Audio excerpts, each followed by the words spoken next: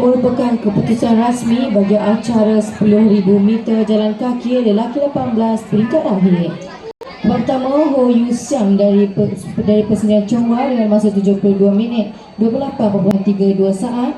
Tempat kedua, Darren Ang Zhen Xuan dari SB Kepong Baru dengan masa 76 minit 36.03 saat.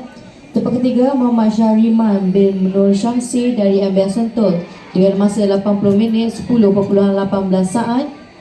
Tempat keempat, Azben Nasri bin Muhammad Anis dari MBS Sentul dengan masa 81 minit 26.83 saat.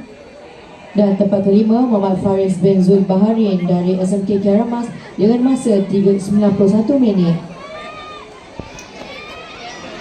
这储备要慢啊。